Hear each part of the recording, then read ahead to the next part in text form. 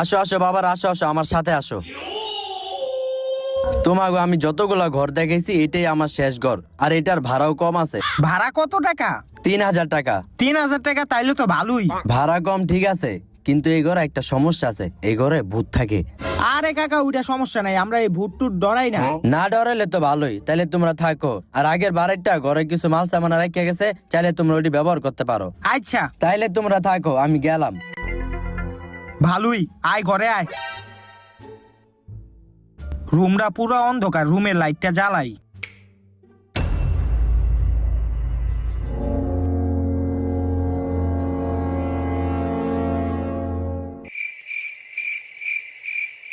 এক লাখলা মুড়ি খায়, আঙ্গু একটু কয়ও না। আমরা খালি কি হইছে? এই হন, এই রুমের ভাড়া বাড়িওয়ালাই কইছে 3000। আমরা যেহেতু 3 জন থাকবো, তাইলে আঙ্গু 3 জনের ভাগ করে ভাড়াটা দিতে হইব। আমরা দিব